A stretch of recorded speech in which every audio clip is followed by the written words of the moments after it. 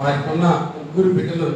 మరి అంకులు ఆత్మీయ తండ్రి దగ్గర మేము అంకులు ప్రార్థనకు వచ్చినప్పుడు మేము రెక్కలు కూడా వేసుకుంటాము.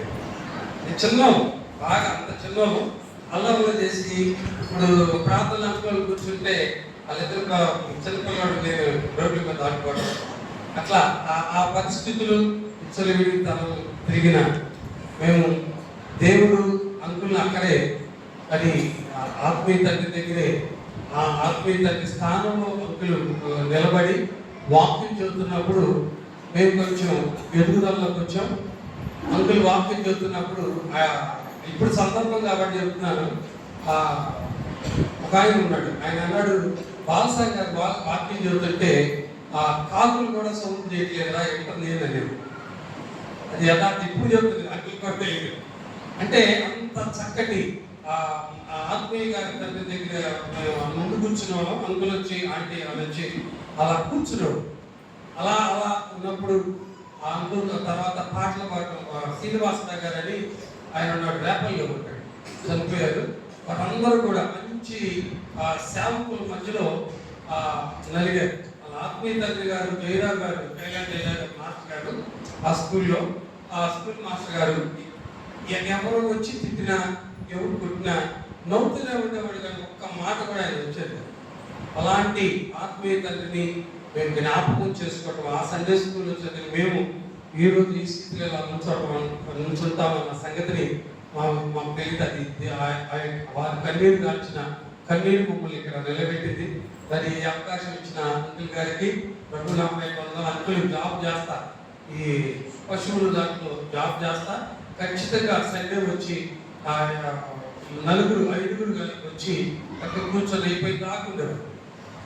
అలాగే వాటి అంతా అయినవాళ్ళు. అలా దేవుడు ఈ రీతిగా ఉన్నప్పుడు మేము బయటకు వెళ్తే యాక్ట్ పట్టా బయటకు దిగుతారని నిజంగా వాళ్ళ యొక్క ఇది మరి అంకులు, మరి పెద్ద అబ్బాయి, చిన్న అబ్బాయి, అమ్మాయి, మరి వాళ్ళందరి విషయంలో చాలా కాలం నేను చూసి అంకుల్ నేను చదువు నూతన చర్చిలో సేవకులుగా నేను పెద్దకోసం చర్చి అవుతాను.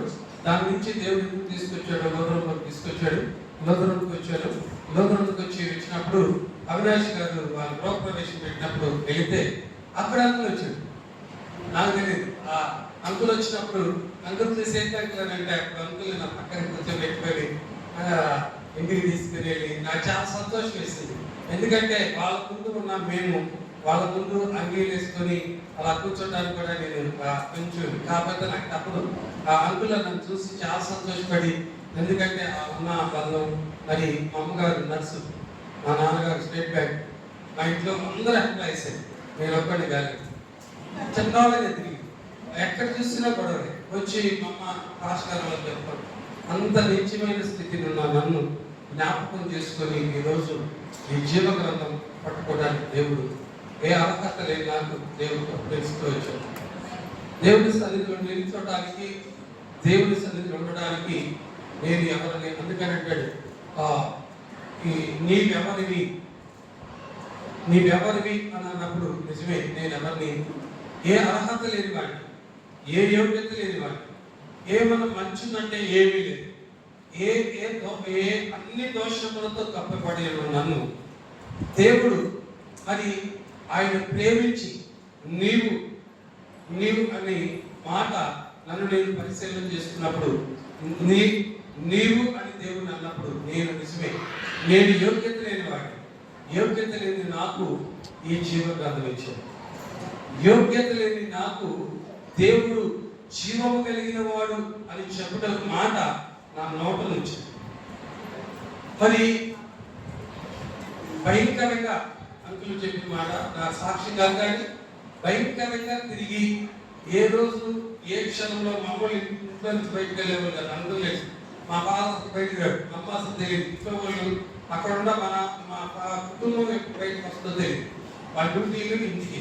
అలాంటి నేను ఇంటి వాళ్ళందరూ తీసుకెళ్ళి బయట పెట్టారు. అలాంటి భయంకరమైన పరిస్థితులు సారి పోలీసు వాళ్ళు తీసుకెళ్ళి 3 రోజులు బాగా కొట్టినప్పుడు కాళ్ళు ఇంతలా వాసింది. ఏ తండ్రి కూడా చేర్చుకోడు. కానీ మా నాన్న చక్కగా తీసుకొచ్చినప్పుడు అప్పుడు అంకులు ఉన్నాడు. ఎందుకబ్బా నీకు ఇది అని రెండో వాడు ఇన్సిడెంట్, అంకులు అలా అదే ఆత్మీయ తండ్రి జయరావు గారి చర్చిలో ఒకరోజు ఊరెళ్ళి కొమ్మలు వెళ్తున్నాం. వెళ్తా నేను ఆ చర్చిలో అంకులో ఉన్నప్పుడు టాకా వేసాను. ఆ చర్చిలో అంకులో నిలబడి జాషువా గారు చిన్నబ్బాయి మొదటి వాక్యం చదివితే అంకుల్ మెయిన్ మెసేజ్ చెప్పేవాడు. దేవుడు అక్కడ నుంచి తీసుకొని వచ్చి చెప్పినప్పుడు అంకులో నుంచిన దగ్గర ఫ్యాన్ లేకపోతే ఫ్యాన్ వేద్దామని ఫ్యాన్ వేసేసి నేను వెళ్ళాము. ఫ్యాన్ ఇచ్చేసేసి నేను వెళ్ళిపోయాను. 9 గంటలకు వచ్చినప్పుడు బాగా చదువుతున్నా. క్వార్టర్ సీసా జేబులో పెట్టుకున్నా. రేపంలో దిగి చిదాలు అవుతున్నాం కదా. ఈ లోపు అప్పుడే వచ్చి లెన్స్ కెమెరాలు అవి ఏం చేశారు, నేను మా మేనల్లుడు పట్టుకొని బండి ఎక్కి అంత చిన్న ఊళ్ళో స్టేజ్ దగ్గర వచ్చినప్పుడు కాబట్టి దిగిన తర్వాత కెమెరా అక్కడ వదిలేసాను. నేనేం చేశాడంటే అరే ఇది వదిలేసాను కెమెరా పోయింది అనగానే వెళ్ళే బండి అంటే చంద్రబాబు స్టేషన్లో వెళ్ళేటప్పుడు స్పీడ్గా వెళ్ళేటప్పుడు ఎక్కుతాం, స్పీడ్గా వచ్చేటప్పుడు దిగటం అట్లా అదే ప్లాట్ఫామ్ దగ్గర కాబట్టి అక్కడ అలవాటు పడ్డాం. ఇలా పట్టుకొని ఆ స్పీడ్కి వెళ్తుంది. పట్టుకునేటప్పటికి ఆ స్టీల్ రాడ్ జారి ఆ ప్లాట్ఫామ్ కాను దానికి మధ్యలో ఇక్కడ రాకెళ్ళిపోయింది. మామూలు చనిపోయారు. నా తల కనపడుతుంది కానీ బాడీ కనపడుతుంది. లోపలికి లాగేసింది. కాలు కొడితే ఆ చక్రాలకి రింగ్ ఉంటుంది. ఆ రింగుకు తగిలింది. క్వార్టర్స్ సీసా లోపలే ఉంది, జేబులోనే ఉంది. అది పగిలితే నేను చేతులు వదిలేసేవాడేమో పైన టికెట్ కలెక్టర్ రేపర్లో దించుకొని వస్తున్నాడు. ఆయన కాలాలు పట్టుకోవడానికి కూడా అవకాశం లేదు. పెద్ద కేకేస్తున్నాడు. చేయి లాగడానికి కూడా అవకాశం లేని పరిస్థితుల మధ్యలో ఉన్నప్పుడు ఆ తర్వాత మరి ఎట్లా ఉన్నానో మరి అలాగే ఉండిపోయాను. ప్లాట్ఫామ్ దాటిన తర్వాత లాగుతుంటే ఈ చేయి జారుతుంది. ఎక్కడికి వెళ్తున్నాను, పైకి వెళ్ళలేకపోతున్నాను.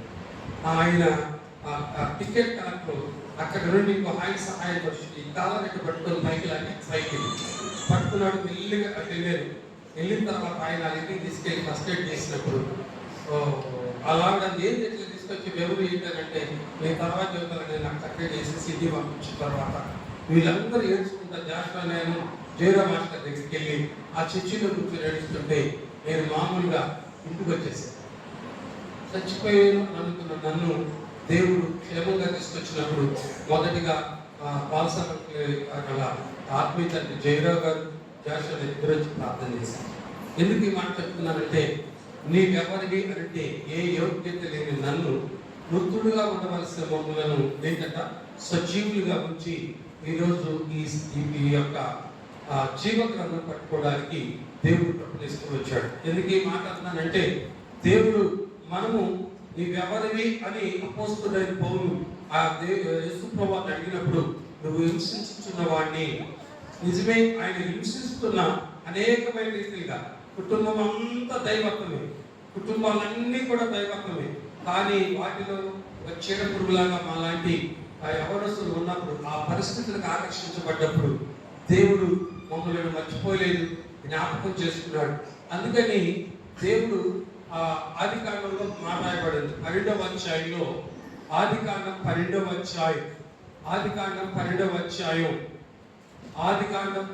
అధ్యాయం మొదటి వచనంలో రాయబడుతున్న మాట యెహోవా నీవు లేచి నీ దేశం నుండి నీ బంధువులందరి నుండి నీ తండ్రి ఇంటి నుండి బయలుదేరి నేను నీకు చూపించు దేశముకు వెళ్ళి చాలండి. ఈ మాట ఎందుకు చెప్పారంటే అప్పుడు బాలసామంతి కూడా మరి డ్రింక్ బాగా తాగేవాళ్ళు అనుకుంటారు. ఆయన అట్లాగే వచ్చేవాడు. అయిపోయిందాకా ఎట్లా కూర్చునేవాళ్ళు అంటే ఈ 2 కాళ్ళు ఎట్లా పెట్టుకొని ఎట్లాగే కూర్చున్నాడు. ఈ ఒక చేతి మీద అయిపోయినాక ఇలాగ కూర్చున్నాడు. అయిపోయిన తర్వాత ప్రార్థన చేయించుకుని వెళ్ళి అలాంటి విని చాలా మంది దైవజనులు మరి వచ్చి వారి మాటలన్నీ విన్న తర్వాత వారు ఒక్కొక్కరుగా పిల్లలు తీసుకుని వచ్చినప్పుడు దేవుడు ఆశీర్వాదకరంగా దేవుడికి, ఎందుకంటే నేను కళ్ళతో చూశాను. డ్యూటీకి వెళ్ళడం అంతకు ముందు ఎలాగున్నారో కానీ మందిరంకి వచ్చిన తర్వాత దేవుడికి ఈ రీతిగా ఇప్పుడు ఆ మాట ఎందుకు చదివించారంటే వాస్తవంగా పెదరాదు అందులో అక్కడ నుంచి వచ్చేవాడు. దేవుడు ఏమన్నా నీ యొక్క బంధువుల నుండి నీ ఇంటి నుండి ఏంటంట? నీవు విడిచిపెట్టి. దేవుడు దేవుడు నీవు అనే దానికి నిన్ను ఎన్నుకొని ఉన్నాడు, నిన్ను ఏర్పాటు చేసుకుని ఉన్నాడు, నిన్ను ప్రత్యేకించి ఉన్నాడు, నిన్ను ఒక ప్రత్యేకమైన పాత్రగా ఉంచాడు, నిన్ను ఒక ప్రత్యేకమైన జనాంగానికి యోగ్యకరంగా ఉండడానికి దేవుడు జగత్ పునాది వేయబడక మునిపే వేయబడిన ప్రణాళికను దేవుడు ఈ రీతిగా ఈ మందిరం చూసి చూడగానే ఆశ్చర్యపోయారు. నిజంగా అంకులు దేవుడి మందిరంలో ఎంత పరిచయం చేశాడంటే, చిన్న పిల్లలాగా సురేష్ గారు ఆయన ఉన్నాడు. మరి వాళ్ళందరూ కూడా పరిచయం చేసిన తర్వాత దేవుడు ఏంటంటే, నువ్వు అక్కడ కాదు, అక్కడ నీ గూడు రేపి దేవుడు ఎక్కడ తీసుకొచ్చాడంట? బాపట్ల ప్రాంతం తీసుకొచ్చాడు. బాపట్ల ప్రాంతంలో దేవుడు తీసుకుని వచ్చి నీవు ఏమన్నాడు? నీ జనులను విడిచిపెట్టి, నీ స్వజనులను, నీ గ్రామాన్ని, నీ ప్రాంతాన్ని విడిచిపెట్టి నేను చూపించు దేశం అంటే నీవు నా పాత్రగా ఉండాలని. అందుకని పౌలు అంటాడు యేసు ప్రభువుని ఆయనను దర్శించినప్పుడు నీవెవరివి అని అంటాడు. నీకు తెలియక ముందు ఆయన ఎవరో తెలియక ముందు, ఆయన ఎవరో గ్రహించక ముందు, ఆయన ఎవరో గుర్తుపట్టక మునుపు, ఆయన ఎవరో చూడక మునుపు మనం అన్నిటినీ గ్రహించలేదు. ఆయన కృప చూపించిన తర్వాత, ఆయన వాక్యాలతో చూపించిన తర్వాత, ఆయన దర్శనం ద్వారా మాట్లాడిన తర్వాత సౌలు పౌలుగా మారినట్లుగా ఈరోజు ఏ యోగ్యత లేని మేము యోగ్యకరమైన రీతిగా దేవుడు ఒక స్థానాల్లో నిలబెడుతూ వచ్చాడు. కారణం, దేవుడు నీవు నా సొత్తు అని అన్నాడు. అబ్రహాము ఆ యొక్క దేశం నుంచి రావడానికి, దేవుడు అబ్రహాముని పిలవడానికి నీ తండ్రి ఇంటి వారిని, నీ స్వజనులను, నీ గ్రామాన్ని విడిచిపెట్టాడు. అంటే నీవు వారి మీద ఆధారపడద్దు, నీవు వారి మీద ఆనుకోవద్దు, నీవు వారిని ఆశ్రయించొద్దు అని దేవుని యొక్క ప్రణాళిక. అంటే నీవు మరి అబ్రహాము ఆ యొక్క తండ్రి గర్భంలో నుంచి వచ్చాడు కాబట్టి నీవు ఆ తండ్రి అని అనుకుంటావేమో. నీవు నా బిడ్డవి, నీవు నా సొత్తువి, నీవు విలువ పెట్టి కొనబడినవాడు, నీవు నా పాత్రవి, నీవు మహిమకరంగా ఉండుటకు, నీవు అనేకమైన జనాంగానికి నా సాక్షిగా ఉండడానికి, నీవు అనేకమైన జనాంగాన్ని, నశించుతున్న జనాంగాన్ని యోగ్యకరమైన రీతిగా మహిమ కలిగిన నా రాజ్యములకు తోడుకొని తీసుకురావడానికి నేను ఏర్పాటు చేసుకున్న నా సొత్తు అని అన్నాడు. నీవు నా సొత్తు అన్న దేవుడు ఏమంటున్నాడు? నీవు తెలియదు కానీ నీకు తెలియదు, నీ తల్లి గర్భంలోనే నేను ఏర్పాటు చేసుకున్నాను. నీవు నా తల్లి గర్భంలోనే నా సొత్తుగా ఏర్పాటు చేసుకున్నా, నా ప్రజగా ఏర్పాటు చేసుకున్నా, నా పేరు పెట్టబడిన జనాంగంగా ఏర్పాటు చేసుకున్నా. నీవు అన్నిటిని విడిచిపెట్టాలన్నాడు. మనము నీవు నాకు కావాలి అని దేవుడు మనల్ని అడిగినప్పుడు దేవుడి వాక్యములకు, దేవుడి మాటలకు ఆకర్షించబడిన మనము నిజమే ఈ లోకం శాశ్వతం కాదు, ఈ లోకం యోగ్యమైనది కాదు, ఈ లోకం రమ్యమైనది కాదు, ఈ లోకము కాకుండా శ్రేష్టమైన ఒక లోకం ఉంది.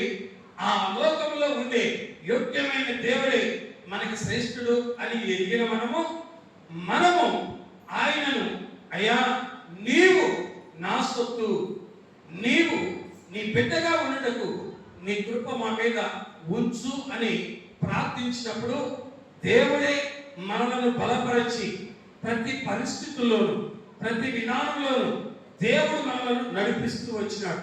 ఈరోజు ఈ స్థలంలో నిలబడ్డాము అంటే దేవుడు అంటున్నాడు, నీవు నా స్వరం వినాలి, నీవు నా మాట విని, నీవు నా మాట ప్రకారం నీవు నడిచినప్పుడు నేను ఎక్కడికి చూపిస్తానో, నేను ఎక్కడికి వెళ్తానో, నేను ఎక్కడ ఉంచుతానో, నేను ఎక్కడ నిలబెడతానో అక్కడ నువ్వు నిలబడినప్పుడు నీవు మహిమకరంగా ఉంటావు. నీవు మహిమకరంగానే ఉంటావు కాదు, నీవు నాకు మహిమ తీసుకొచ్చే వ్యక్తిగా ఉంటావు, నీవు నాకు పాత్రగా ఉంటావు, నీవు నన్ను మహిమపరిచే ఒక పాత్రగా నేను నిలబెడతానంటాడు. దేవుడు నిలబెట్టడానికి నీవు ఆయన మాట వినిన నీవు, ఆయన మాటకు ఆకర్షించబడిన నీవు యోగ్యకరంగా దేవునికి సమర్పించుకొని దేవునికి తగినట్లుగా మనం ఆయనలో నిలిచి ఉన్నప్పుడు దేవుడు అంటాడు. ఇప్పుడు ఒకటే మాట, ఆ బాలసమంతులు గారి కుటుంబ విషయంలో నేను నాకు తెలిసిన విషయాలు తెలియపరిచే మాట ఏంటంటే, అంకులు మరి మొదటి నుంచి సౌమ్యంగానే ఉంటాడు. అంకులు శ్రీనివాసరావు గారు రైల్వేలో చేసేవాడు. తర్వాత ఇంకా ఇద్దరు ముగ్గురు ఉన్నారు. వాడు వినిన తర్వాత ఆకర్షించబడి వాటన్నిటిని విడిచిపెట్టి దేవుడు ప్రశంసించబడి ఒక యోగ్యంగా ఉన్నప్పుడు దేవుడు అక్కడ ఉంచలా, దేవుడు అక్కడ నిలబెట్టలా. దేవుడు అంటున్నాడు, నీవు ఎక్కడికి అవసరమో నువ్వు నాకు తెలుసు, అక్కడ నేను తీసుకొని వెళ్ళి గొప్ప జనాంగంగా నేను చేస్తాను, నిన్ను ఒక యోగ్యకరమైన పాత్రగా ఉంచుతాను అంటాడు. ఈ ప్రాంతంలో అంకులు ఎవరు ఎలాంటి వాడు, వారి ఏంటో వారి యొక్క భక్తిలోకి రావడానికి మునుపు వారు మోకాళ్ళ మీద, అసలు నేను చూసి బాధ పట్ల వేసుకోవడం నాకు తెలియదు, ఎప్పుడు ఈ రెండు కాళ్ళు వెనకాలే ఉన్నాయి. ఎప్పుడు బాస పట్ల మీద అంకులు స్టార్టింగ్ దగ్గర నుంచి 11 గంటలకు మందిరం స్టార్ట్ అయింది, 3 గంటలకు అయ్యేది. అప్పుడు వాడికి ఈ చెయ్యి ఎట్లాగే ఉండేది, ఈ కాళ్ళు వెనకాలే ఉండేది. బాగా గుర్తు. అంటే అప్పుడు ఇంకా లేకపోయిన ప్రాంతంలో ఆ రీతిగా తీసుకొని వచ్చి మరి మేమందరం వెళ్తుంటే చూశారు. మేము ఆడుకోవడానికి బయటకు వెళ్తుంటే అందరూ ఉన్నప్పుడు మమ్మల్ని ముందు తీసుకెళ్లేవాళ్ళు. ఎందుకంటే సండే స్కూల్ మాకు అంతా అక్కడే. అయితే వెళ్తున్నప్పుడు అక్కడే ఉండేవాడు, ఆ సూర్యు దగ్గర ఉండి ఎట్ట పట్టుకొని ఆడికే అంటే రాదుగానేవాడు. మేము కొన్నిసార్లు చూసాము ఎలా చిన్నప్పుడు మేము అందరం కూడా ఇటు కూర్చోకుండా వెనక్కి కూర్చోవడం స్టార్ట్ చేసాం. అంటే అన్నిటి విషయాల్లో అలాంటి నడిపింపులో వారు మేము పరిస్థితుల నుంచి మందిరంకి వెళ్తున్నా కానీ ఆ మందిరంలో ఈరోజు మేము అక్కడ వేసిన పునాది, ఆ తండ్రి గారు చనిపోయిన వరకు ఆ ఆత్మీయ తండ్రి గారు చనిపోయేటప్పుడు ఆయన ఎలా మొహం నవ్వుతా ఉండేవాడో, ఆయన చనిపోయి బాడీ పెడితే ఆయన బాడీ కూడా వెలుగుతూ ఉంది. అంత చూసాడు. ఆ మామూలుగా చనిపోయిన రూపం మారింది, కానీ ఆ రూపం తేజస్గా ఉంది. మా ఇంటికి ముందు ఆ మందిరానికి మా ఇంటికి ఒక రోడ్డు అంకులు మొట్టమొదటి మెసేజ్ జాషా గారు చెప్తే ఆయన కొంచెం ఎదుకొచ్చిన తర్వాత మెయిన్ మెసేజ్ అంకుల్ చెప్పాడు. అంకుల్ చెప్పిన తర్వాత జేజా గారు వచ్చి లాస్ట్కి ఆశీర్వాదం ఇచ్చారు. అలాంటి కృపలో పెరిగిన, అలాంటి కృపా అనుభవంలో పెరిగిన అంకులు ఈరోజు ఈ స్థలంలోనికి అక్కడ ఒకసారి వస్తాను, ఖచ్చితంగా రావాలని ఈరోజు ఏమంటే మీ ఫ్రెండ్ ఒక రోజు కార్యక్రమం జరిగి దాన్ని పిలుస్తాను. దేవుడు ఈరోజు ఖచ్చితంగా మరి చిన్న ముగ్గురు బిడ్డలు కూడా వాళ్ళు ఎదిగిన పసితనం నుంచి కూడా దేవుడి సన్నిధిలోనే ఎదుగుతూ వచ్చారు. అది మాత్రం నేను సాక్షి. పసితనం నుంచి వాళ్ళు దేవుడు ముగ్గురు అంకులు అంటే ముగ్గురు తీసుకొచ్చేవాళ్ళు. ఇద్దరు మా మగ పిల్లలేమో అంటే దగ్గర ఉండేవాళ్ళు, అంకులేమో అమ్మాయి పట్టుకుని వచ్చేవాళ్ళు. ముగ్గురు చక్కగా సైకిల్ తీసుకొని వచ్చేవాడు. అంటే అలా నడుచుకుంటా అట్లా. ఒకప్పుడేమో ఆంటీ అంకుల్ సైకిల్ వేసుకొచ్చేవాడు. ఆంటీ అంకుల్ ఫస్ట్ సైకిల్ వేసుకొచ్చారు. తర్వాత పిల్లలు పెరిగేటప్పటికి అట్లాంటి పరిస్థితుల మధ్యలో దేవుడు యోగ్యకరంగా ముగ్గురు బిడ్డల్ని వారి పరిస్థితి నుంచి అలాగే ఉంచారు. అందుకని అంటాడు, నీవు అంటే అమ్మాయి ఇప్పుడు కూర్చుంది కాబట్టి అమ్మాయిని తల్లి గర్భములోనే పిండమై నింపింపక మనిపి నీవు ఈ ఇంటికి ఈ యొక్క సేవకుల యొక్క కుటుంబానికి యోగ్యముగా ఏర్పాటు చేయబడ్డావు. హల్లెలూయా, హల్లెలూయా, హల్లెలూయా. ఎవరంటే నీవు అలాగున ఏర్పాట్లు లేకపోతే ఈరోజు నేను ఈ స్థలంలో నిలబడేవాము కాము. దేవుని ప్రణాళిక నీవు నేరుగా ఆయన ఏర్పాటు చేయబడ్డవారు. అందుకని అపోస్తుడైన పౌలు గారు నీవెవరు అంటే నీవు హింసించుచున్నవాడిని, నేను హింసించిన నీవు అనేకమైన రకాలుగా హింసించిన దేవుణ్ణి ఆయన అన్నిటి విషయాల్లో ఓర్చుకొని నీవెన్ని చేసినా నీవు నా సొత్తు అని దేవుడు మనల్ని జ్ఞాపకం చేసుకొని అర్హత లేని మాకు అర్హత కలిగిన ఈ జీవ గ్రంథం మా చేతులు పెట్టాడు. అందుకని దేవుడు ఈ రీతిగా అబ్రహాం గారు ఏ రీతిగా మా గ్రామాల్లో ఉంచలేదు, కానీ అంకుల్ పెదరావు నుంచి దేవుడు ఏంటంటే ఒక ప్రణాళికతో చుందావులు మరి తీసుకొచ్చి అక్కడి నుంచి దేవుడు అంచెలంచెలుగా సురేష్ గారిని ఆయనని కూడా ఆత్మీయంగా కట్టి అక్కడే మరి శామ్యూయలను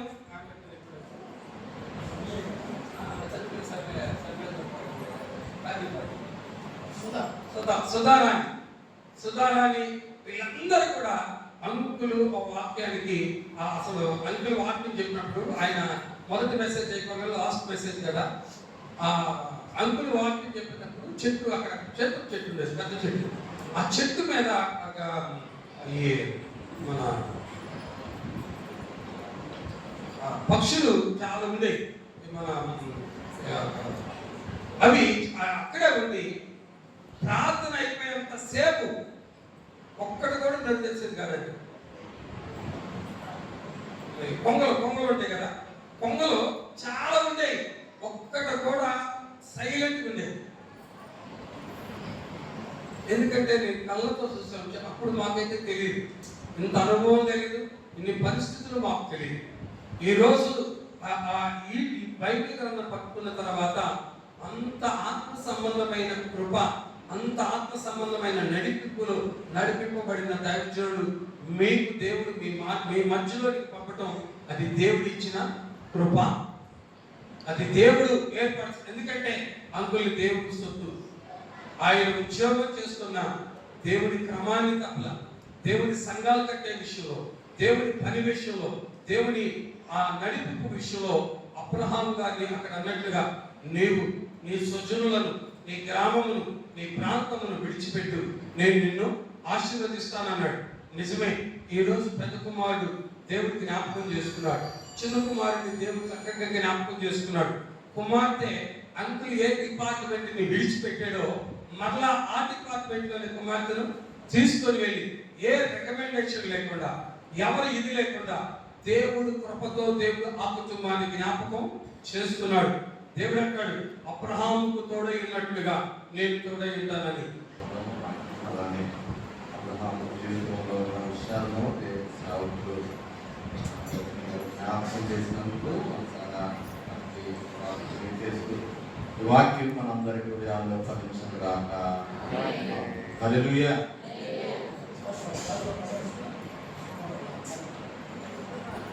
విక్రపాల్ గారు ఉన్నారు, వాళ్ళు పల్లవి చరణం ప్రేమతో తెలియజేస్తున్నాం.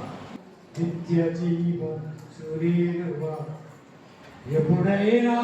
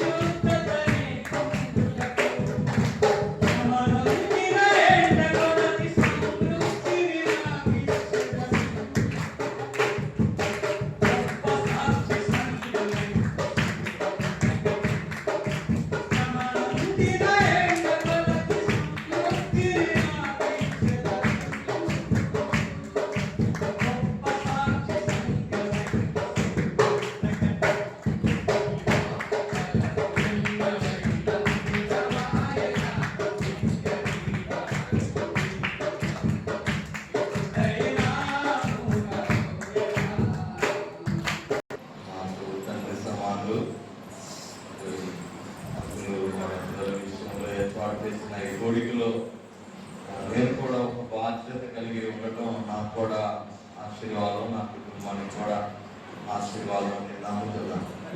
ఇప్పటి వరకు దేవుని సన్నిధిలో ఎన్నో పాటలు, మరి సాక్ష్యాలు, ఆరాధన, ఇవన్నీ మరి దేవుని సేవకుల ద్వారా కొన్ని మాటలు వినడానికి ప్రభు మనకు అవకాశం అనుగ్రహించాడు.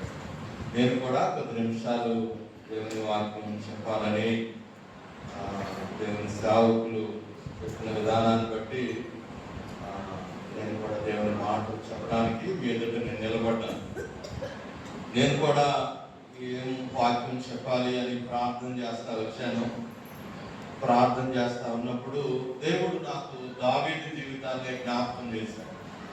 కాబట్టి నేను కూడా దావీదు జీవితంలో నుంచి కొన్ని మాటలు చెప్పడానికి దేవుని చేత ప్రేరేపించబడిన వాడిని నేను ఎదుట నిలబడ్డాను.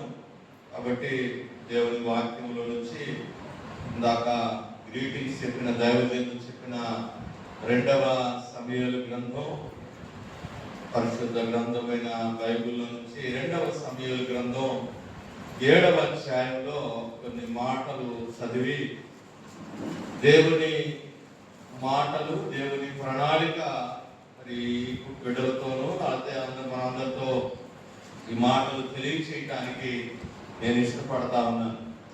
దావీదు జీవితంలో ఈ అధ్యాయము చాలా ప్రాముఖ్యమైనదిగా, చాలా శ్రేష్టమైనదిగా నేను ఎదిగాను చదువుతూ ఉన్నప్పుడు. ఎందుకంటే దావీదు దేవుని హృదయానుసారుడు అనే విషయం మనందరికీ తెలుసు. దేవునికి స్తోత్రం చెప్పండి.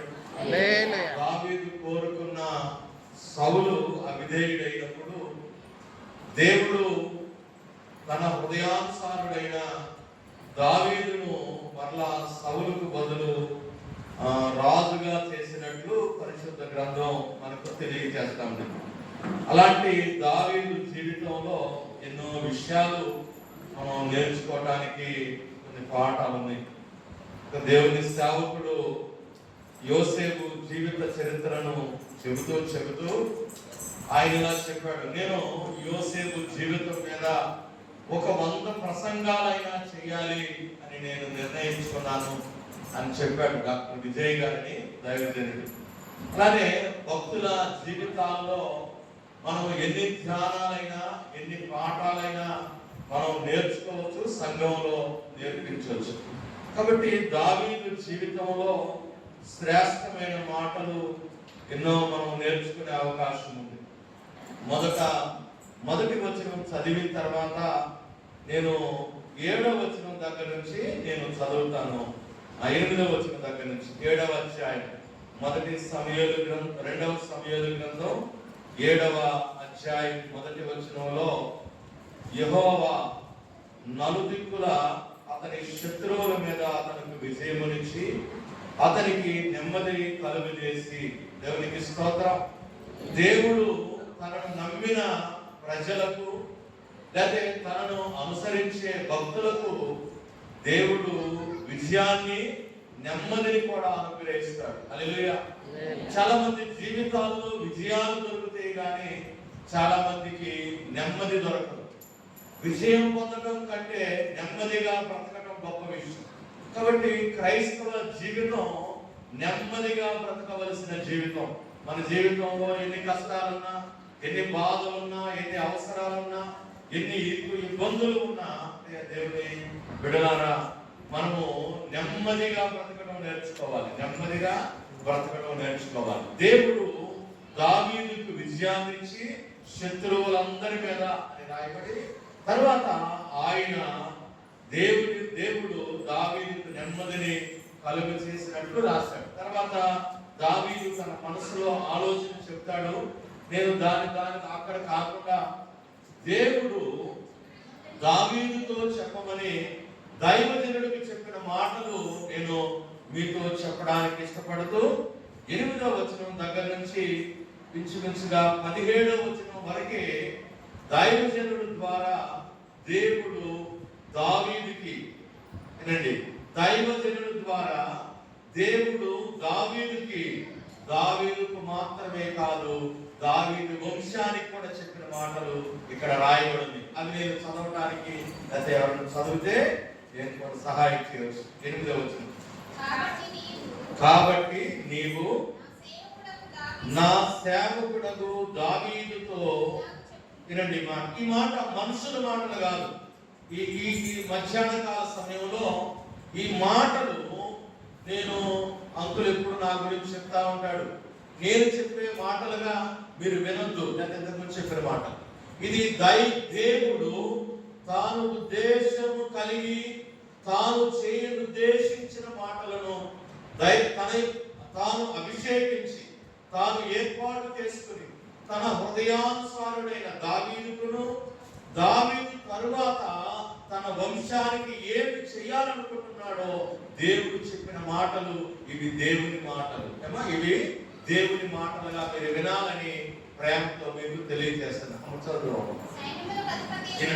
సైన్యములకు అధిపతి అయిన యెహోవా నీకు సెలవిచ్చినదేమనగా, గొర్రెల కాపులోనున్న నిన్ను గొర్రెల దొడ్డిలో నుండి తీసి ఇశ్రాయేలును నా జనుల మీద అధిపతిగా నియమించితిని. నీవు పోవు చోట్లను నీకు తోడుగా నుండి నీ శత్రువులందరినీ నీ ఎదుట నిలవకుండా నిర్మూలన చేసి లోకములోని గనులైన వారికి కలుగు పేరు నీకు కలుగు చేసి ఉన్నాను. దేవునికి స్తోత్రం. దేవునికి స్తోత్రాలు చెప్తాం. దేవుని మాటలు ఈ మధ్యాహ్న కాల సమయంలో కూడిక ఏర్పాటు చేసుకున్న కుటుంబానికి, కూడిన మనకు సైన్యములకు అధిపతి యెహోవా సెలవిచ్చిన మాట ఏంటంటే, నీ గొర్రెల దొడ్డిలో ఉన్న, అంటే ఎక్కడో దిక్కుమొక్కు లేకుండా అనాథగా అడవిలో గొర్రెలను మేపుతున్న దావీదుల గురించి భక్తులు చెప్తారు. దావీదుకి తల్లి లేదు అని. దావీదు యొక్క ఆ సహోదరులందరూ కూడా ఇంటి దగ్గరే ఉండేవారు. దావీదు మాత్రం అరణ్యములో గొర్రెలు కాస్తూ ఉండేవారు. చాలాసార్లు మీకు అందరికి తెలిసిందే, మొదటి సమూయేలు గ్రంథంలో చదివితే గొర్రెలు దగ్గరికి సింహం వచ్చిందని, ఎలుగుబంటి వచ్చిందని చెప్పాడు. అంటే దావీదు అరణ్యములో గొర్రెలు మేపుతున్నాడు కానీ సింహాలతో పోరాడుతున్నాడు, ఎలుగుబంటులతో పోరాడుతున్నాడు, అనేకమైన క్రూర జంతువులతో దావీదు పోరాడే ఒక అనుభవం దావీదు జీవితంలో ఉంది. దేవుడు బిడ్డలారా, దేవుడు చెప్తున్న మాట, నిన్ను అక్కడి నుంచి తీసుకువచ్చి నిన్ను రాజుగా చేశానని చెప్పడంలా దేవుడు ఏం చెప్తున్నాడు, ఆ గొర్రెల దొడ్డిలో నుండి నిన్ను తీసి ఇశ్రాయేలును నా జనుల మీద, ఎవరి జనుల మీద? దేవుని ప్రజల మీద నిన్ను అధికారిగా ఉంచాడు. దేవునికి స్తోత్రం.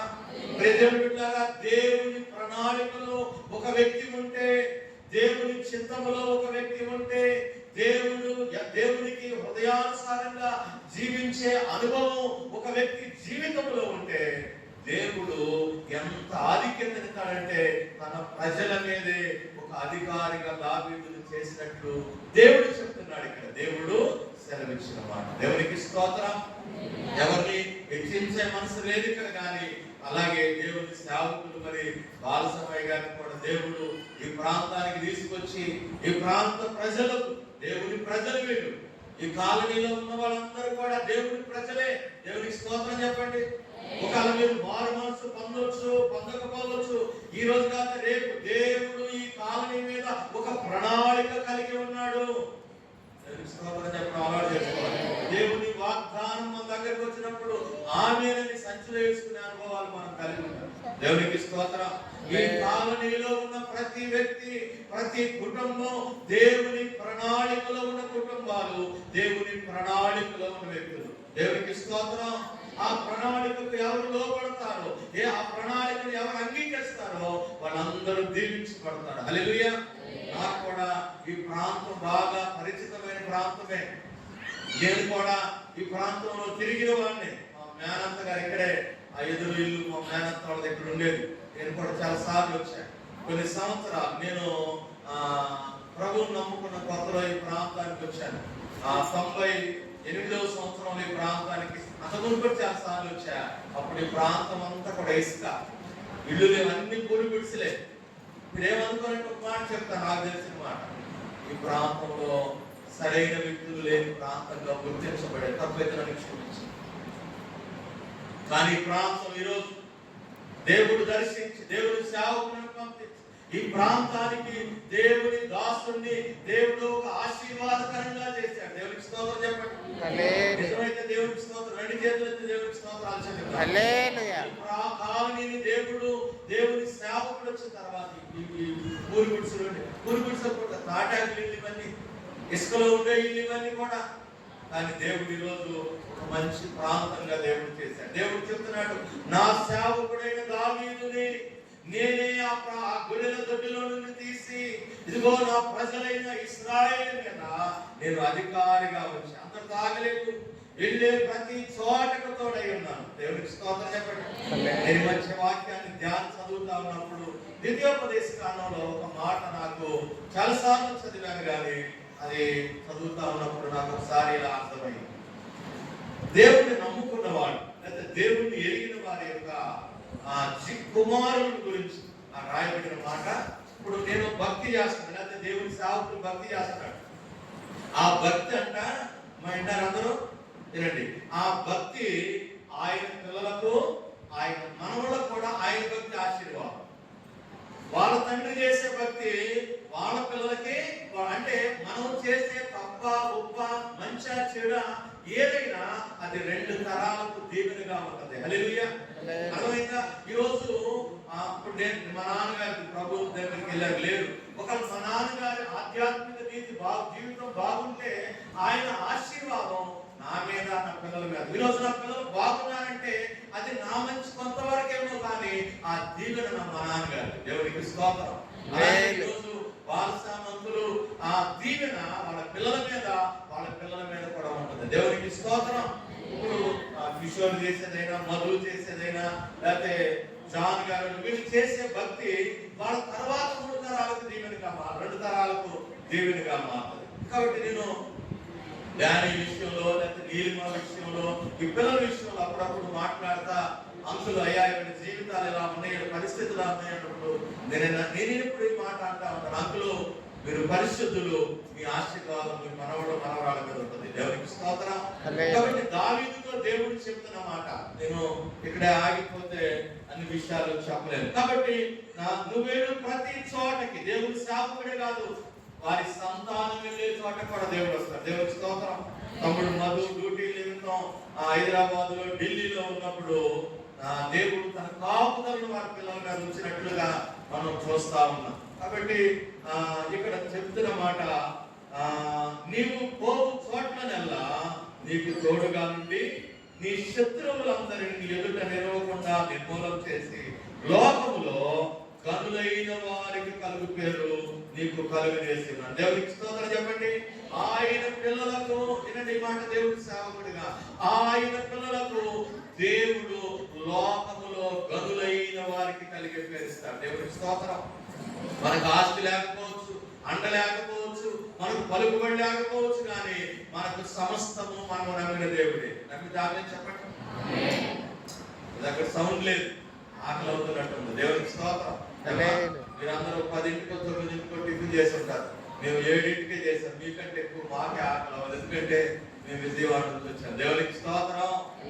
అందరం చెప్తాం. కాబట్టి దేవుని సేవకుడిగా చెప్తున్నా, మీరు భక్తిగా జీవిస్తే మీరు మీ పిల్లలకి దేవుడు లోకములో గనులకు కలిగే పేరుస్తారు. దేవుని స్తోత్రం. మీ పిల్లలు ఎప్పుడు తలగానే ఉంటారు, మీ కుటుంబాలు ఎప్పుడు తలగానే ఉంటాయి. Sound less. మీరు ఆమేన్ అన్నారు. మీరు అసలు ఏంటి మీరు చెప్తేనే అంటారు, మీరు చెప్తే అంతా చెప్పండి. ఎవరో చెప్పిన ఆమేన్ అంటే చెప్పండి. ఆడుకోలేదు. దేవుని స్తోత్రం. దేవుడు మీ పిల్లలను దీవించును గాక, మీ కుటుంబాలను ఉన్నతంగా చేయును గాక. నా మాట కాదు, ఇది దేవుని మాట. గనులైన వారికి దేవుడు మన ఆశీర్వాదం లోకంలో ఎవరి మీద లేదు, గుర్తుపెట్టుకోండి. దేవునికి స్తోత్రం చెప్పండి. కాబట్టి దేవుని బిడ్డలారా, తర్వాత మాట చదువుతాను చూడండి. 11వ చదువుతుంది. నీ శత్రువుల మీద నీకు జయమునిచ్చి నీకు నెమ్మది కలుగజేసి ఉన్నాను. నేను జాగ్రత్త ఇక్కడ నుంచి మరియు తెలియజేయదేమనగా, అప్పుడు మీరు పడినండి మాట మీకు అర్థమేమో తెలియదు, ఇక్కడికి వచ్చినాక ఈ మాట అయింది. నేను చెప్పండి, నేను నీకు ఏంటి అంకులకు సంతానం లేదా? వినండి, నువ్వన్నానంటే సంతానం లేదా? చదువు తల్లి. నీ దినములు సంపూర్ణమగినప్పుడు నీవు నీ పితరులతో కూడా నిద్రించిన తరువాత, వినండి మాట, నీ గర్భములో నుండి వచ్చిన నీ సంతతిని హెచ్చించి రాజ్యమును అతనికి స్థిరపరిచెదను. ఆమె చెప్పండి. ఏంటి రాజ్యమును స్థిరపరచడం? రాజుని చేస్తాను. రాజు ఎవరు? అమ్మాయి అబ్బాయా? రాజు ఎవరు చెప్పండి? రాజు ఎవరు? నీ సంతానం, నీ తరువాత నీ సంతానం అంటే నీ వంశము ఆ రాజు స్థానములో ఎప్పుడు నిలబడతాడు. హల్లెలూయా. కాబట్టి నేను నమ్ముతున్నా. వాళ్ళు చెప్పారు, కళను బట్టి నమ్మలా, దర్శనాన్ని బట్టి చెప్పలు, ఏం చెప్పారు? వాక్యాన్ని బట్టి నేను నమ్ముతున్నాను. దేవుడు మగ బిడ్డను అనుగ్రహించిపోతా ఉన్నాడు. చెప్పారు, ఇది దేవుని కార్యం. కాబట్టి మొదలు గుర్తుపెట్టుకో, మరలా మమ్మల్ని అందరం పిలిచి కృతజ్ఞత కూడి పెట్టి, అర్థమైందా? ఏంటంటారు? ఈసారి ఇది కాదు, మేము చెప్పిన భోజనం పెట్టాలి, దమ్ బిర్యానీ పెట్టమని అడిగా నేను. అయ్యా ఇక్కడ నచ్చుతాయా, మరి రాసారి అది పెట్టాలి, బాబు గుర్తుపెట్టుకో అమ్మా, నువ్వే చెప్పాలి, నువ్వే చేయాలి. ఏం చెప్తారా? అంకులు పిస్తున్నారు, దేవునికి స్తోత్రం. ఏమనుకో. కాబట్టి ఈ వాక్యాన్ని బట్టి నమ్ముతున్నా నేను. మనుషుల మాటలు బట్టో లేదా ఆయన మీద నాకున్న ప్రేమ, తమ్ముడుల మీద ఉన్న అభిమానంతో నేను చెప్పడం లేదు. మనం దేన్నైనా మనకు బేస్ పునాది ఎప్పుడు కూడా వాక్యమే. నీకు కళ రావచ్చు, నీకు దర్శనం రావచ్చు, ప్రవచనం రావచ్చు, కానీ వాక్యం లేకుండా ఇవన్నీ కూడా మనం నమ్మకూడదు. నేను నమ్మే విధానం ఏంటంటే కళ, దర్శనం, ఈ ప్రవచనాలు ఇవి లేవని కాదు, వాక్యంలో ఉన్నాయి, అవే వాక్యంలో చెప్తున్నాయని. కానీ ప్రతిదానికి బేస్ మనకు వాక్యం. వాక్యము బేస్ లేకుండా మనము దేనిని నమ్మకూడదు. నా అభిమానము ఇవన్నీ దేవుని దగ్గర పనిచే వాక్యం వాక్యం వాక్యం. కాబట్టి ఇప్పుడు దేవుని బిడ్డలారా, ఈ వాక్యాన్ని బట్టి దేవుడు కార్యం చేస్తాడని మనం అందరం నమ్ముదాం. దేవునికి స్తోత్రం చెప్పండి. కాబట్టి మిగిలిన మాటలన్నీ వినండి. సరే, ఇప్పుడు నేను ఒక చిన్న ధ్యానం, మీకు ఒక 20 నిమిషాల టైం ఉంది, ఈలోపు నేను చెప్పి నేను ముగిస్తాను. 18, 19, 17వ వచనం వరకు దేవుడు చెప్పిన మాటలు. 17వ వచనం వరకు ఏం మాటలు? దేవుడు దైవజనుడి ద్వారా దావీదుతో చెప్పమన్న మాటలు. 18వ వచనం దగ్గర నుంచి దావీదు చేస్తున్న ప్రార్థనలు మనం 18వ వచనం విన్నా, 29వ వచనం విన్నా. నేను 18, 19 చదువుతాను, చూడండి. దావీదు రాజు లోపల ప్రవేశించి యెహోవా సన్నిధిని కూర్చుండి ఇలాగ మనవి చేసి, నా ప్రభువా యెహోవా, ఇంతగా నీవు నన్ను హెచ్చించుటకు నేను ఎంతటి వాడను, నా కుటుంబము బిడ్డలారా, యోగ్యత కలిగిన వారిని దేవుడు దీవించడు, దేవుని కృప పొందుకున్న వారిని దేవుడు దీవిస్తాడు. దేవునికి స్తోత్రం. మన యోగ్యత దేవుడే. ఏ మనిషి నమ్మదగినోడు కాదు, లేకపోతే ఏ మనిషి నీతిమంతుడు కాదు, కానీ దేవుడు ప్రతి మనిషిని నీతిమంతుడుగా మార్చాడు. హల్లెలూయా. కాబట్టి దావీదులో లోపాలు లేవా అంటే లోపాలు కనపడతాయి మనకి ఎదిగితే. నేను ఈ మధ్య ఒక వీడియో చూసాను, నాకు ఒకలో పంపిస్తే చూసా వీడియో. ఏంటంటే ఒక తండ్రి కూతురు మాట్లాడుకుంటూ ఆ తండ్రి చెప్తాడు, చినిగిపోయిన బ్యాగ్ తీసుకురమ్మా కుట్టిద్దాం అని చెప్తాడు. అప్పుడు ఆ కూతురు బ్యాగ్ వేసిన తర్వాత ఆ కుమార్తె అనేది, డాడీ ఎందుకు ఈ బ్యాగ్ పడేస్తావు, ఎందుకు చినిగిపోయిన దాన్ని కుట్టించడం, పడేసి కూడా కుట్టించుకోవచ్చు కదా అని చెప్తారు, అడుగుతుంది. అప్పుడు ఆ తండ్రి అంటాడు, వినండి, వింటే పర్లేదు, లేకపోతే ఏనండి. ఆ తండ్రి చినిగిపోయిన బ్యాగ్ తీసుకొస్తే ఆ తండ్రి అంటాడు, అమ్మా నువ్వు చినిగిన దాన్ని చూస్తున్నావు కాబట్టి నువ్వు పడేయమని చెప్తున్నావు, నేను బాగున్న దాన్ని చూస్తున్నాను కాబట్టి అది కుట్టిస్తే పనికి వస్తుందని చెప్తున్నాను అంటాడు. దేవునికి స్తోత్రం చెప్పండి. కాబట్టి ప్రతి మనిషి జీవితంలో చెడు మంచి రెండు ఉంటాయి. నువ్వు చెడుని చూసావా, బయటపడేయాలి, మనిషిని వదిలించుకోవాలనుకుంటావు. ఆ మనిషి జీవితంలో ఉన్న మంచిని చూసామంటే చెడును బాగు చేయాలని చూస్తావు. దేవునికి స్తోత్రం చెప్పండి. ప్రతి మనిషి జీవితంలో, ప్రతి కుటుంబంలో కూడా చెడు ఉండిద్ది, మంచి ఉంటుంది. చెడుని మనం తక్కువగా చూడాలి, మంచిని ఎక్కువగా చూసి ఆ చెడు ఏమన్నా బాగుపడుతుందేమో మనం ఆలోచన చేయాలి. కాబట్టి దావీదు ఏం చెప్తున్నానంటే, అది నా కుటుంబం యోగ్యత లేని కుటుంబం, నా కుటుంబం ఎన్నిక లేని కుటుంబం, నువ్వు ఎంతగా హెచ్చించావు, ఎందుకు నేను దేనికి తగిన 19వ వచనంలో ఒక మంచి మాట చెప్తాడు. ఇంత హెచ్చుగా చేసినను నీ దృష్టికి, చెప్పండి నీ దృష్టికి, చెప్పండి నీ దృష్టికి, అందరు చెప్పండి నీ దృష్టికి, అందరు చెప్పండి నీ దృష్టికి కొంచెమే. దావీదు కొద్దిగా దీవించబడ్డాడు, ఎక్కువగా దీవించబడ్డాడా? మన దృష్టిలో ఎక్కువే. కానీ దావీదు ఏమన్నాడంటే, అయ్యా నువ్వు నన్ను ఇంతగా ఆశీర్వదించావే, ఇది కొద్దిదేనయ్యా. హల్లెలూయా చెప్పండి. రోజు మనుషుల జీవితం ఎలా ఉందంటే, దేవుడు చిన్న మేలు చేస్తే ఆ మేలు దగ్గర కృతజ్ఞత లేక ఇంకా ఎక్కువ వాటికి అర్హత కోల్పోతాం. అంటే కొంచెమే, అంటే ఈరోజు నువ్వు బాగా దీవించబడ్డావు, బాగా ఆశీర్వదించబడ్డావు, అది దేవుని సన్నిధిలో కొంచెమే. నువ్వు దానిలో కృతజ్ఞత కలిగి ఉంటే ఇంకా ఎక్కువ మీద. మీరు ఆ యజమానుడు దూర ప్రాంతం వెళ్ళేటప్పుడు ఆ నాణ్యాలు ఇస్తాడు కదా, ఆ కొద్ది దానిలో నువ్వు నమ్మకం ఉన్నావు, ఇంకా ఎక్కువ. 5 నాణ్యాలు ఎక్కువ తక్కువ ఆ లెక్కలో ఉన్న దాంట్లో 5 నాణ్యాలు ఎక్కువ కదా, అవునా కదా? 5 నాణ్యాలు ఎక్కువ. కానీ అక్కడ రాయబడింది ఏముంది? ఈ కొద్దిగాలో నమ్మకం ఉన్నావు. దేవుడు బిడ్డలారా, దేవుడు నీకు చేసిన మేలు కొద్దిదే, కానీ నీకు ఎక్కువగా అనిపించవచ్చు. దేవుడు కొద్దిగా మనం దానిలో నమ్మకంగా ఉండగలిగితే ఇంకా ఎక్కువ మన కొరకు దాచబడి ఉంది. దేవునికి స్తోత్రం. ఈరోజు మనం ఇంకా అభివృద్ధి చెందాలి, ఇంకా హెచ్చించబడాలి, ఇంకా ఉన్నత స్థానాల్లో ఉండాలి, ఇంకా దేవుని కృపను పొందుకోవాలి. కానీ కృతజ్ఞత కలిగి ఉంటే మనం అభివృద్ధి చెందుతాం. దేవునికి స్తోత్రం. చూడండి, ఆడికి ఏదన్నా ఇప్పుడు సంఘంలో కూడా పాట పాడటం వస్తే ఆయన పట్టుకోలేము మనం, 4 మాటలు చెప్పడం వస్తే ఆయన పట్టుకోలేము మనం. కానీ కొద్దిదే అని నీకు ఇంకా ఉంది. హల్లెలూయా, ఇంకా ఉంది. నీ ఆశీర్వాదం ఇంకా ఉంది, నీ అభివృద్ధి ఇంకా ఉంది. దేవుడు దాచి ఉంచిన మేలు ఇంకా చాలా ఉన్నాయి. దేవుడు బిడ్డ, కొద్ది దాని దగ్గర ఆగిపోదు. హల్లెలూయా. కొద్దిది 5 రొట్టెలు 2 చేపలు ఎక్కువ తక్కువ? 5 రొట్టెలు 2 చేపలు ఎక్కువ తక్కువ? కానీ ఆ తక్కువే వేల మందికి ఆశీర్వాదం అయితే ఇంకా ఎక్కువ ఉంటే ఇంకెంతమందికి ఆశీర్వాదంగా మారుతుంది. హల్లెలూయా. అరిచేతంత మేఘం తక్కువ ఎక్కువ? చాలా తక్కువ. అదే విస్తారమైన వర్షం వస్తే, ఒక మంచి మేఘం వస్తే, దేవుడు బిడ్డలారా, నువ్వు అరిచేయడానికి ఆగిపోతున్నావు.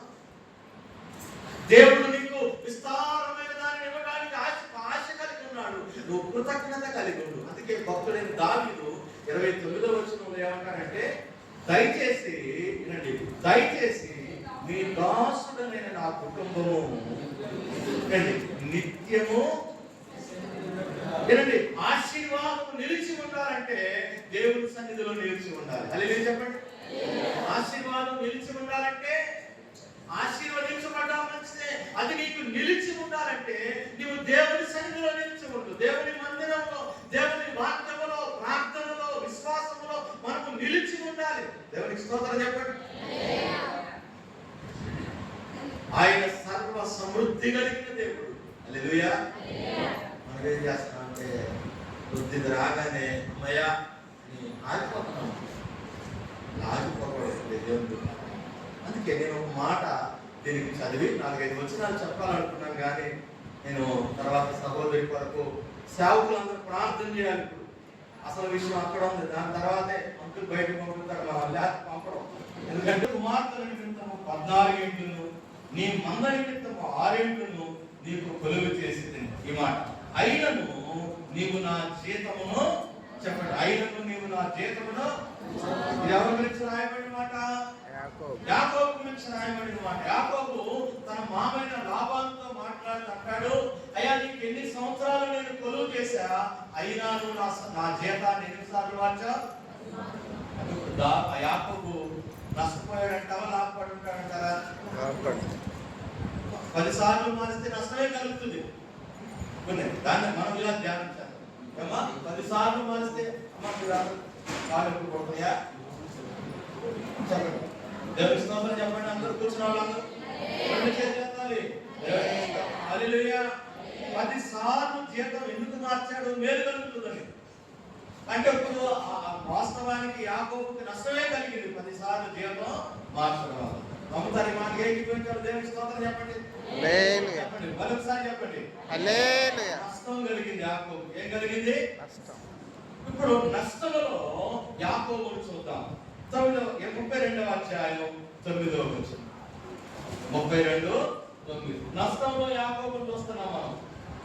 31లో 32లో 9.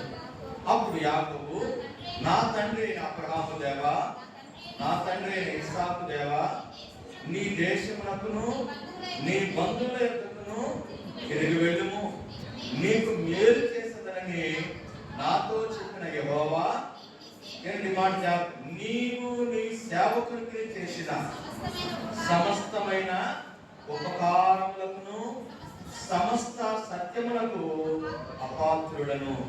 ఎట్లనగా నా చేతి కర్రతో మాత్రమే ఈ యోర్దానును దాటి తిని, ఇప్పుడు నేను, దేవునికి స్తోత్రం చెప్పండి, ఇప్పుడు ఏమయ్యాను నేను? ఇప్పుడు 10 సార్లు జీతం మారిస్తే ఎన్ని గుంపులు అయ్యాడంట? అదే మార్చకపోతే ఎన్ని గుంపులు అయ్యేవాడు? దేవునికి స్తోత్రం చెప్పండి. మారిస్తేనే 2 గుంపులు అయితే అంత ప్రియ దేవుడు పెట్టారా?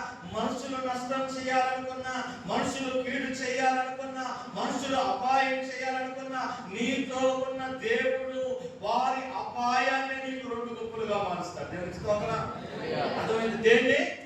మనుషుల నష్టాన్ని, మనుషులు చేయాలనుకున్న కీడుని 2 గుంపులు అయితే వాళ్ళు వేరు చేస్తే ఇంకా మనం పట్టమే. ఆమె చెప్పండి, మనం నోరు పనిచేస్తాం కదా దేవుడి వాక్యం వినేటప్పుడు, అది ఆశీర్వాదం. దేవునికి స్తోత్రం చెప్పండి. 10 సార్లు జీతం మారిస్తే 10 సార్లు జీతం మారిస్తే ఎన్ని గుంపులు అయ్యాడు? అదే మార్చకపోతే ఎన్ని గుంపులు చెప్పలేదు. దేవుడు పెట్టినారా? దేవుని కృప మన మీద ఉంది.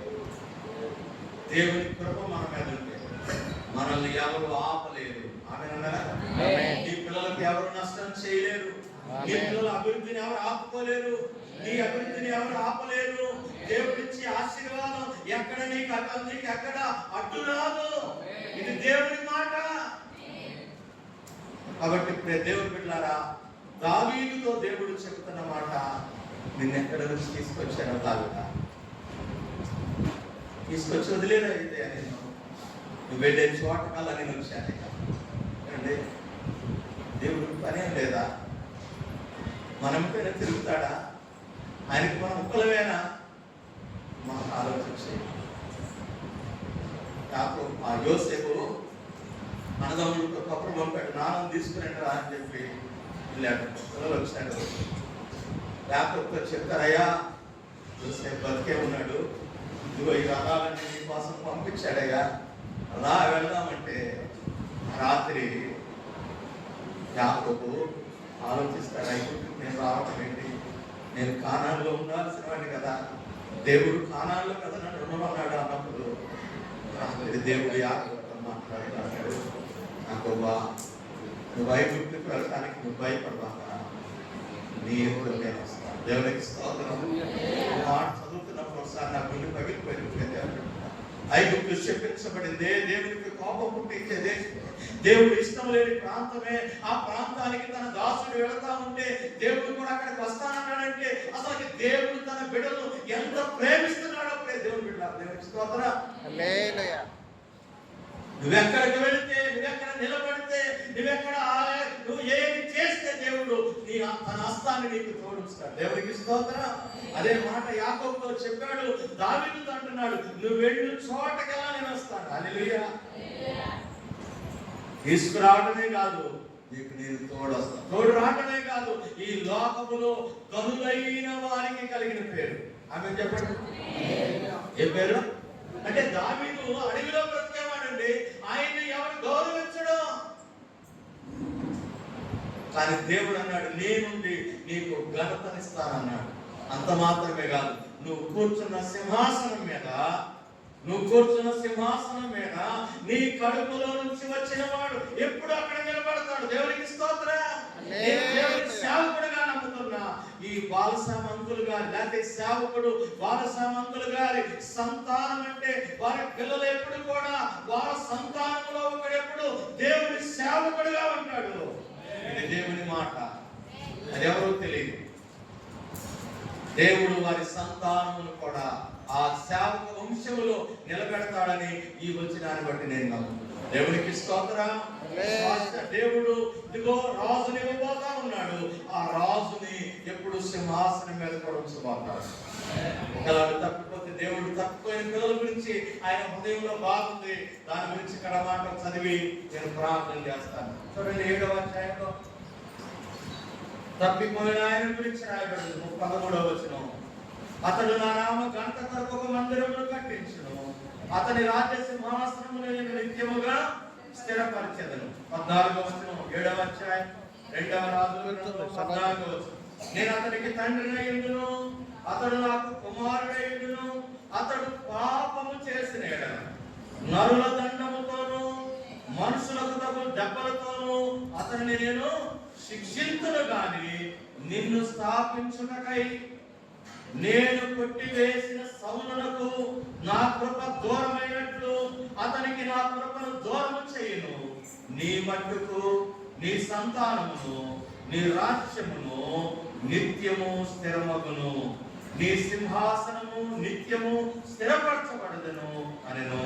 నాకు కలిగిన దర్శనం అంతటిని ఆ మాటలన్నిటి చొప్పున నాతాను దావీదునకు వర్తమానమును తెలియజేశాను. దేవుని బిడ్డలారా, ఇవన్నీ దేవుని మాటలు, ఇవి నా మాటలు కాదు. దీనిలో దేవుడు మీతో ఏం మాట్లాడాడో ఆ మాటలను నెరవేర్చును గాక. ఈ వాక్యం మనందరి హృదయంలో ఫలింప చేయును గాక. వాక్యం ఫలింపు కొరకు చిన్న ప్రార్థన చేస్తాను. తర్వాత సేవకులందరూ వచ్చి సహోదరు ప్రశాంతి కొరకు వాళ్ళ కొరకు మనం ప్రార్థించాలి. కళ్ళు మూసుకోండి. వాక్యం మనందరిలో ఒక 2 నిమిషాలు అందరం ప్రార్థించాలి. కళ్ళు మూసుకోవాలి. ప్రార్థన అన్నప్పుడు మన విధేయత చెప్పాలి. దేవుడు మనం దీవించడానికి ఆశ కలిగినప్పుడు మనం కూడా ఆశ కలిగి దేవునికి అవకాశం ఇవ్వాలి. కళ్ళు మూసుకుందాం. అందరు కళ్ళు మూసుకోవాలి. కళ్ళు తెరిచాను, మిమ్మల్ని చూస్తున్నాను.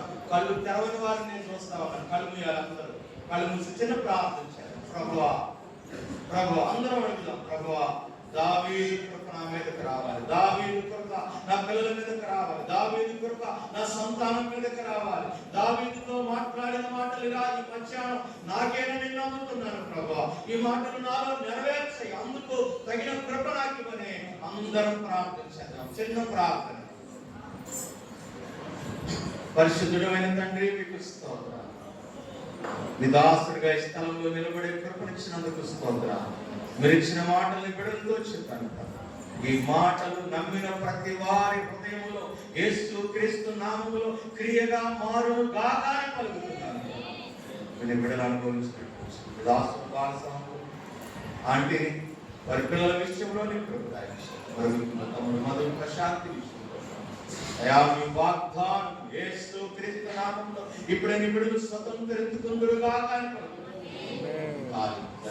వాక్యం 4 మాలు 100లో ఉంటున్న కార్యక్రమం కొరకు సహాయం సమస్త మహిమ గంట ప్రభావాన్ని నామాన్ని కలుగుతాను. యేసు క్రీస్తు వారి నామంలో ప్రార్థన చేసి స్తుతించి వేడుకుంటున్నాం తండ్రి. హల్లెలూయా. గర్భంలో నుంచి ఒక రాజు వచ్చేటట్లు మీరందరూ ప్రార్థించేద్దాం. మనందరూ కూడా ప్రార్థన చేద్దాం. అలానే డెలివరీ విషయంలో ఎలాంటి ఇబ్బంది లేకుండా తమ ఉద్యోగం వరకు పిల్లల భవిష్యత్తు వరకు ప్రార్థించాలి. ప్రార్థించేద్దాం అందరం.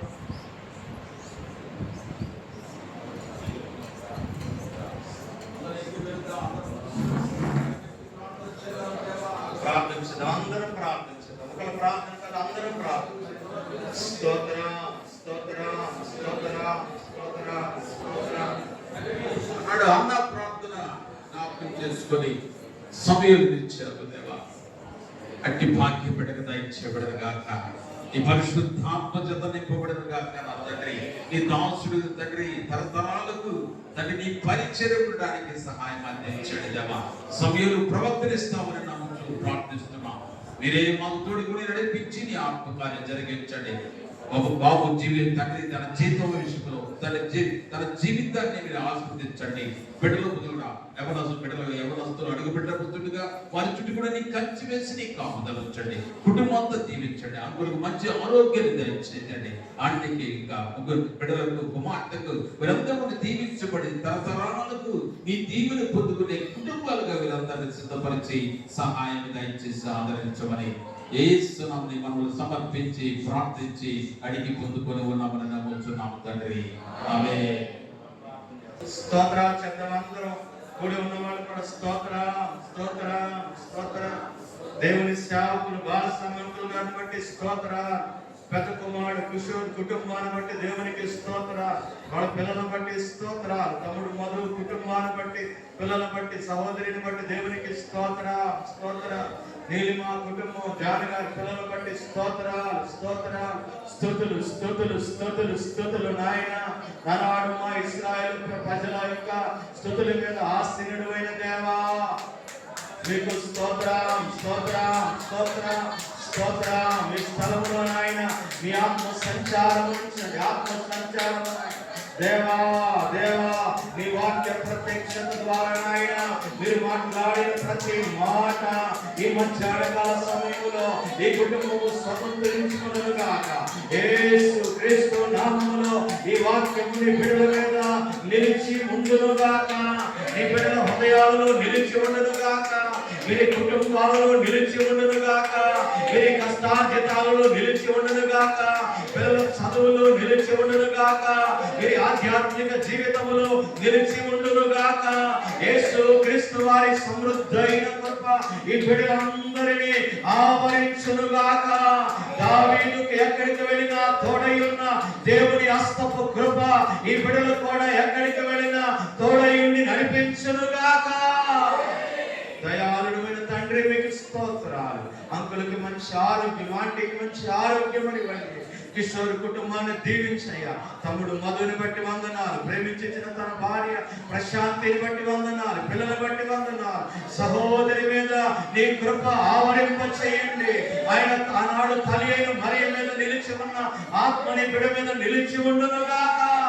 నీ కార్యమును జరిగించును గాక. మీరు నీ చెప్పునది నెరవేరు వరకు నీ హస్తము నీ కుమార్తెకు తోడుగుంచండి తండ్రి.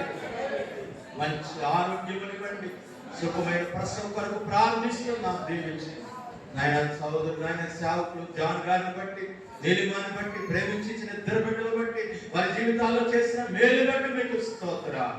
వీళ్ళందరిని బట్టి మీరు చేసిన మేలులు చేయబోతున్న నీ కార్యాలన్నిటిని బట్టి నిండారా మీకు స్తోత్రాలు.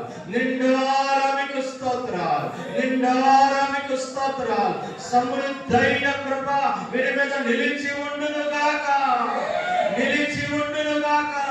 మీరు అనుభవించుదురు గాక. వీరికి జీవితంలో క్రియగా మారును గాక. సమస్త మహిమ ఘనత ప్రభావాలు మీ నామానికే కలుగునట్లు యేసు క్రీస్తు వారి నామములో ప్రార్థించి స్తుతించి వేడుకుంటున్నాము తండ్రి. ఆమేన్. దేవునికి స్తోత్రం.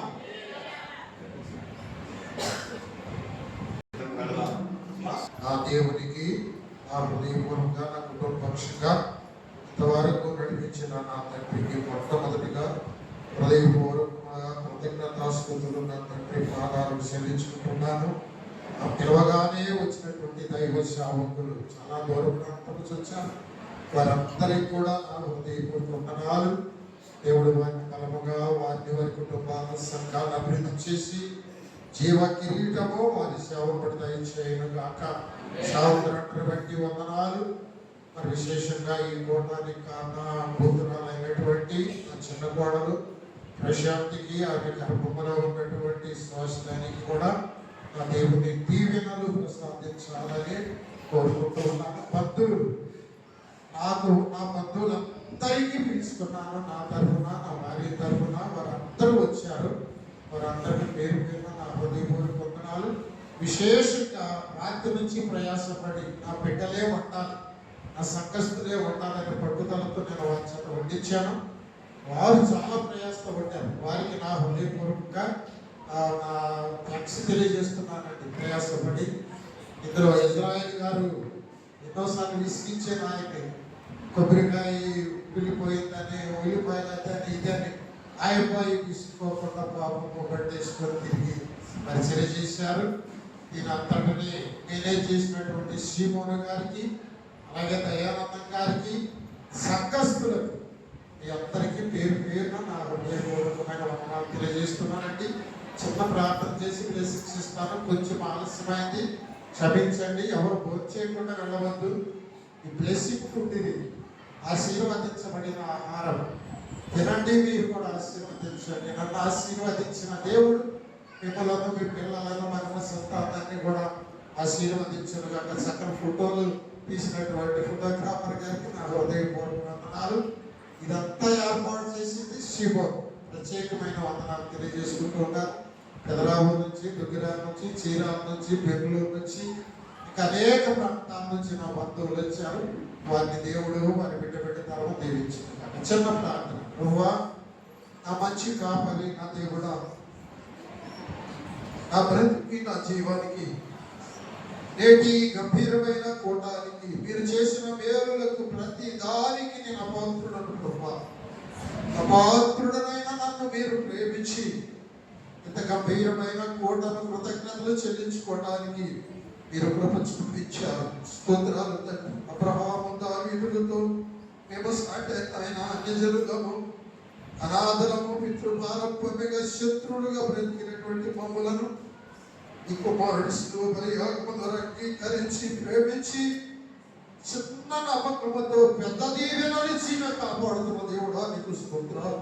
వచ్చిన సావుకులను, సావుకులను, బంధువులను, ఆయన ఈ సంఘస్థులను, దూర ప్రాంతం వచ్చిన ప్రతి బిడ్డను పేరు పేరున వారి యొక్క పరమ సంతానము, వారి తరాలు కూడా తండ్రిని కృపలో వందడానికి సహాయం చేయమని మనస్ఫూర్తిగా వారిని హస్తాలకు అప్పగిస్తూ, విశేషముగా తండ్రి నా కుమారుడికి, నా చిన్న కుమారుడు ఫిలిప్పు అనేటువంటి మధుబాబుకి ఇస్తున్నటువంటి స్వాస్థ్యాన్ని బట్టి ఈ వంశాన్ని అభివృద్ధి చేసి రాజులు కూర్చొని స్థానం ఇవ్వబోతున్నారని మాట్లాడుతున్నటువంటి స్తోత్రాలు చెల్లిస్తూ మమ్మల్ని అందరినీ ఆయన సిద్ధపరిచిన విత్తిన వాక్యాలను తండ్రి వాళ్ళు తండ్రి ఫలింపచేసి సంతృప్తికరముగా ఆత్మీయంగా, మానసికంగా, శారీరక ఒత్తిడిని చూపించమని యేసు నామమున మనవలన్నీ పొంది ఉన్నామని పిల్లలందరి పక్షంగా మీ పాదాల కృతజ్ఞతాస్తుతులు చెల్లిస్తున్నాం పరలోకపు తండ్రి. ఆమేన్. తండ్రి దేవుని ప్రేమ, కుమారుడైన యేసుక్రీస్తు ప్రభువు అపారమైన కృప, పరిశుద్ధాత్మ దేవుని అన్యోన్య సహవాసం చేరిన మనందరికీ మరి విశేషముగా ఈ దిన కార్యక్రమానికి కారణభూతులైన మరి మా గోపాలపాటి ప్రశాంతి గారికి, కడుపులో ఉన్న బిడ్డకు, వారి యొక్క భర్త మధు గారికి, వారి బిడ్డలకు, చేరున్న మనకి సకల పరిశుద్ధులకు సుధాకారం తోడై ఉండి ఆయన నిత్యరాజ్య వారసత్వం అందించును గాక. ఆమేన్. మీ అందరికీ నా హృదయపూర్వక వందనాలండి.